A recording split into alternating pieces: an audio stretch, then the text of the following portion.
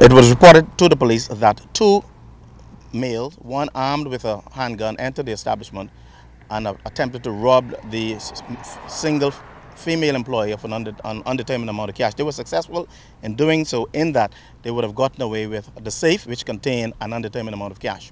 They left shortly afterwards.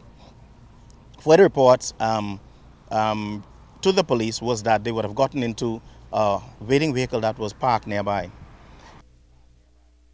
Now, Seymour says the suspects led the police on a high-speed chase through the streets of Freeport, and the suspect's vehicle soon came to a halt. Police were then able to move in. Shortly afterwards, the vehicle would have crashed. The police was able to successfully arrest one of the suspects, and of course commence a search for the second suspect, which was shortly later apprehended shortly without any further incident. We were able to recover some of the cash that was taken into this armed robbery, and of course along with a firearm on the scene as well. So we were able to recover a firearm and of course some of the cash. I just want to commend the officers for a job well done. Now, this just in, police say they captured the third suspect moments ago. As ACP Seymour mentioned, they also recovered a firearm and some of the cash stolen during that robbery. Well, police are looking for the assailant who robbed another business establishment at gunpoint late Saturday. Police say the gunman, wearing a blue coverall, entered the business on East Sunrise Highway late Saturday, held the operators at bay, and made off with an undetermined amount of money. The suspect is described as slim-built, dark complexion, and about 6 feet in height. If you have any information that could assist with this investigation, you should contact the nearest police station. Well, Abaco police looking for 40-year-old Joseph Amy of the Mud, Abaco, on armed robbery charges. Amy stands at 5 feet 7 inches tall, dark complexion, slim built, and is considered armed and extremely dangerous. If you know the whereabouts of Joseph Amy, tonight call Abaco police at 367-2550, 367-3437, 911-919, or the nearest police station. In other news, as the government works to restore Grand Bahama's economy, the nation's leader is calling on industry partners to join forces to help make it happen. Sabrina Brown has this story. Grand Bahama continues to face economic challenges. Prime Minister the Right Honorable Perry Christie says, while the government is placing greater focus on reviving this island's economy, he says the Grand Bahama Port Authority must also do more to attract visitors to this destination. I used to go to clubs, and I used to say, this is the city that never sleeps. For domestic tourism, those of us that come from Nassau. And I said, what do we have to do to brand it? And then I heard Count Basie lived here. So I said, do we do enough for second homes? And then I realized that the Port Authority has to do much more.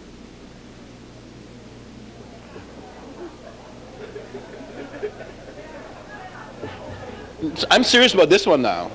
Have to do much more to bring home what has to happen for people who want to come to this island. Because of its obligation to Freeport, the Port Authority and its partners must do much more, and the government is included in it.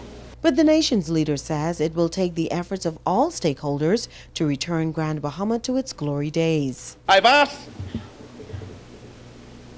an accounting firm, PricewaterhouseCoopers, to engage in a study for me, which should be completed shortly, where we put all of these things together. Grand Bahama Promotion Board, Nassau Promotion Board, New Province Promotion Board, Family Island Promotion Board, Ministry of Tourism money. We create a board of directors. We sit as a group and we look at the world and we maximize the return on the money we spend. So whether it's sporting tourism, religious tourism, cultural tourism, medical tourism, whatever it is, we are able to maximize the return on it. The Prime Minister also notes that plans to construct a new cruise port on the island are back on the drawing board. But we want a new port built here in Grand Bahama, and we know we are having discussions on that. It's been going on for a long time. We've resurrected those discussions. I have a strong view that as we approach 2015, that we are going to be very aggressive in being able to sit down with our corporate partners and say, look, let's work this thing out in the interest of the people of Grand Bahama. We cannot see it being in anyone's interest to continue to have people who are unemployed, people who can be employed by more advanced development, which a new port, the fast ferry, represents. Sabrina Brown, ZNS Network News. Well, as the Prime Minister mentioned, Grand Bahama was once known as an entertainment mecca, but the nightlife experience disappeared over the years. Some musicians are hoping that this area of the tourism sector will re-emerge once the economy turns around. A prominent entertainer says something must be done, noting that the survival of the Bahamian culture depends on it. Tell me how many native show we have right now. And those, you got native show dancers still here. You got fire dancers still right here. They have to do other things.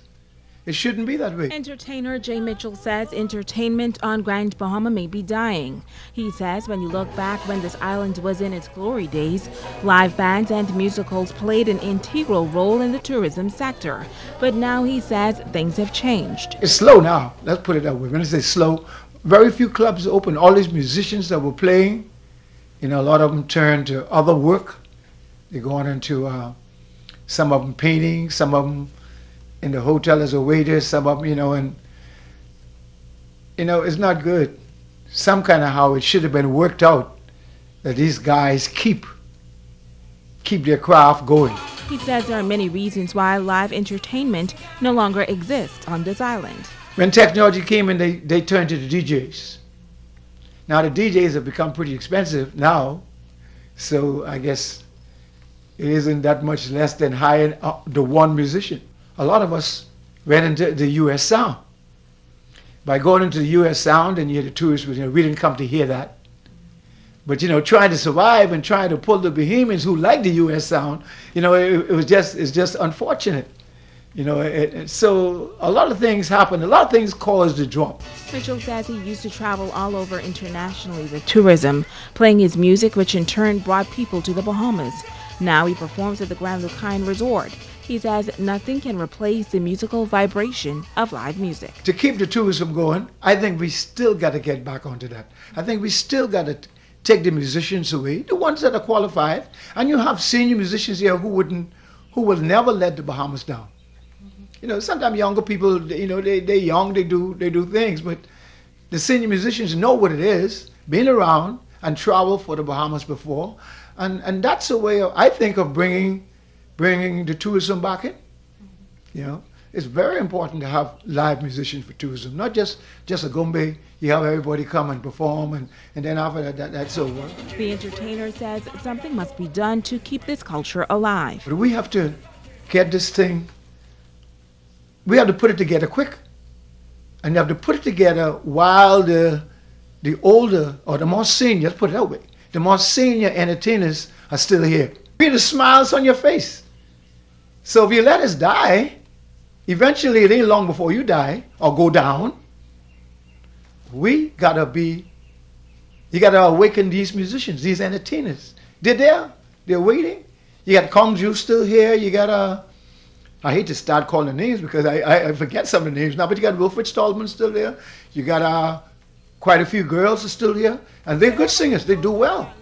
But then if no opportunity is really cut for them. Heaven knows that I care, yeah, and while we're down. Stay with us, the Bahamas Tonight. The Northern Edition continues right after this. Bringing news that matters to you. You're watching the Bahamas Tonight Northern Edition. Welcome back. TEDx, an initiative with over 1.3 million subscribers, making its debut on Grand Bahama. The event held at the Pelican Bay Resort, providing a think tank and platform for persons described as progressive thinkers to weigh in on some topical issues. Our Joan Davis Roll was there. They represent the next generation of Bahamian leaders. Two young professionals who hail from Grand Bahama are now well educated, one a human rights lawyer and the other a PhD student and former college professor, have traveled the world, resided abroad, and recently returned to this northern island to be a part of a global initiative. 10X, the technology, entertainment, and design concept, with the click of a mouse has reached millions around the world. In a lively and provocative presentation, these presenters invited their audience to think out of the box. Former Sunland School student, noted attorney Lamar Campbell, now resides in Russia. He weighed in on a hot issue. My presentation was about fighting corruption for development. I mean, we have a lot of issues that we're affecting the society in which we live in, and so I've used a lot of my experiences from abroad in order and how they can apply here for us to enhance our development. Now, how can they apply here? Well, there's a series of anti-corruption reforms that can take place. I've mentioned this in my talk. There's 6 anti-corruption reforms, and the most pressing is freedom of information, and also how we can engage as an active civil society in pressuring our governments to perform up to their duties. Meanwhile, Speaker Joey Gaskins zeroed in on a revolutionary approach to this country's #1 industry, tourism. A lot of the research around the tourism economy is suggesting that in this moment, tourists are interested in a much more intimate experience, in a boutique experience, that the resort is really kind of a dying thing. And so one of the questions I like to pose is what we're doing a good idea when it comes to certain things being built certain places. I think what makes us special as a country is the Bahamian people. They are our greatest resource, and they are also our most valuable asset. And I think if we were to kind of do a people-focused plan around the tourist industry, I think that's a better plan than just building more big hotels. As the country celebrates its 41st anniversary of independence, both Campbell and Gaskins say they believe in nation building and are committed to building the Bahamas. We have to think beyond these islands, but with the intention of actually returning home, because we do have a significant brain drain where individuals are not returning. But I think if we create an atmosphere which is conducive for these individuals to return, we can see a great influx of them coming back. I own a restaurant now. I've never worked in a restaurant in my life. I was a college professor before this, and Mojo's is really becoming quite a staple in Nassau 7 months into it. And it's about hard work, it's about dedication, and it's about the talent of my business partner, Marissa Glinton. And if I can encourage anybody to get into to create their own small business, because of the ideas that we've come back home with, because of our belief that this is a country small enough that change can happen, we are coming back home to make that a possibility, and it's just good to be back home. It's good to not live in a place where you have to ask permission to be there. You know what I mean? Joan Davis Roll, ZNS Network News. The Reach Out Ministry Youth Organization is expected to take their 6th annual Scare Straight program to New Providence this July 16th. Founder Dudley Sade says this trip has proven to be an eye-opener for young men and shows them the consequences of their actions and why they should stay out of trouble. The group visits Her Majesty's Prison as well as the Simpson Penn School for Boys. This year, a group of 25 young men are expected to go, but Sade is appealing to the community for assistance. Our major sponsor at the last minute, who normally assists us with our rooms, pull out on us. So we're making an appeal to the wider community, to the business community, to please assist us with helping us with our rooms. We use this pretty much to deter the young men who normally go on the prison trip away from crime, to let them know if you make wrong decision, what could happen to you when you make bad decision. The kids are excited, but we still asking for the wider community, please assist us in any way they can, because we don't want to leave any one of the boys. We have about several young men. This is their first time going along with us. Now, some young men will be going for the first time while others have made the trip before. They say they anticipate a life-changing experience that will help to keep them out of prison. This is my first time going on this trip, and I hope that this be a part of righteousness to help me in life and to make me be a better person and learn about the crimes and the consequences in the Bahamas. I'll never get experience when I go to Her Majesty's prison. I hope that when I go there and visit it, it wouldn't I wouldn't be scared or anything, but I wouldn't end up inside the prison. Majesty's prison, I really don't know place to be. Because I visited, I saw people I know, like, when me's leaving. And when we visit, I just saw one of the guys on the road, and then look, they in there. People, 8, 9 people in one cell. Every day ain't no place to be for no human. Stay with us. Ricardo Liborn has a check on sports when we come back.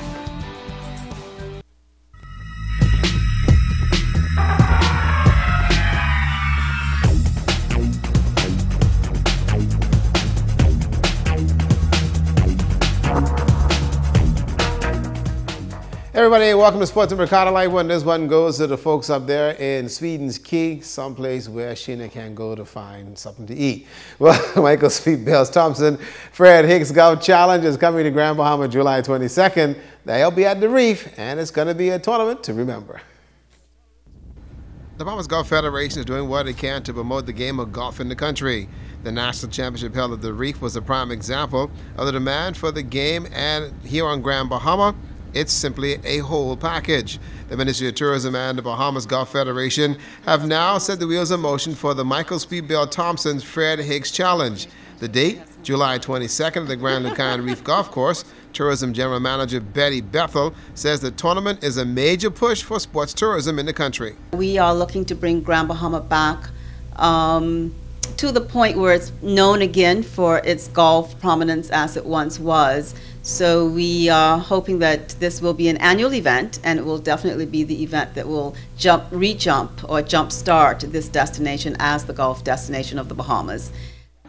Bahamas Golf Federation President Craig Flowers pointed to the importance of the golf development and exposure. First Vice President of the Tournament Director Ambrose Guthrie laid out the format. This event going forward for us is very important. We are trying our endeavor to make certain that the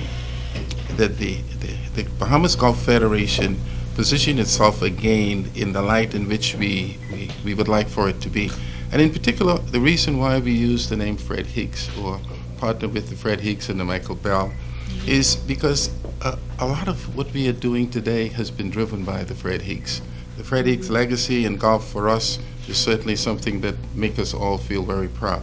The program will start on the 21st at 7:30 in the evening with a cocktail party at the Grand Lucayan, followed the next day by a golf match that will match one golfer, one basketball player, and one executive of a company who will play in a format, in a scramble format, followed by an awards presentation immediately after.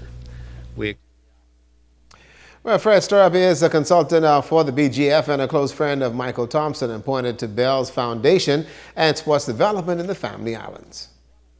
I am a close associate with Michael, and I called him, and he jumped at the idea of being involved with anything that is tangible towards him widening his legacy in terms of assisting the development of the young boys and girls in the entire Bahamas. Well, July 22nd is the Golf Challenge. It'll be at the Reef. Pro basketball players, corporate executives, and some hackers playing golf together. It sounds like a winner. Well, Sports Revolution Camp are completing 2 weeks at the Bishop Michael Alden campus, and they are now going to stretch it as they encompass quite a few different kids. Joan Davis Rowe went to camp. Multi-faceted summer camp making a splash on Grand Bahama.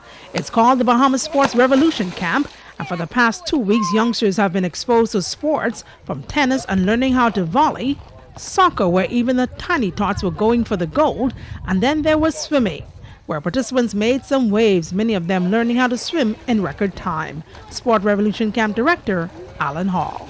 We realized that, kids come from many different backgrounds and many different sporting backgrounds. So we decided to give them an opportunity, a sporting opportunity, to enjoy a variety of sports all at the same time. Now, tell me a bit about some of the disciplines that are featured and how many campers do you have registered so far? Featured we have tennis, basketball, swimming, and soccer. And this year we had up to about 65 campers. Allen says the response by residents has been overwhelming, with a demand that has forced organizers to keep things going past its deadline. Based on the interest level, we were actually forced to extend the camp for one more week. And we started, the goal was actually to have a 2-week camp. And based on the demand, we were forced to extend for one more week. So going forward, we definitely, we have something to work with. Camp Administrator Cherish Hollingsworth, daughter of former BMES coach Kurt Hollingsworth, says the camp is their way of investing in our island's youth. Sports is in your blood, so tell me a bit about your passion for what you do. It is. Sports is absolutely in my blood, and the minute I knew that I would not be an elite athlete, I had to come up with a way that I can give back to these kids and sort of pour into their lives. And my hope is that they would go even further than I did. I was able to get a D1 degree. I competed at a Division I school and I got the degree out of it. I want kids to go further than I did. And so I'm just happy to be a part of this giving back process. Camp Revolution comes to an end next Friday. Presented as Total Sports, I'm Joan Davis-Roll. And don't forget, the Major League Baseball All-Star is tonight. And to my good friend down there in Nassau, that is Charles Fisher. LeBron. That's for you, bro. Good night.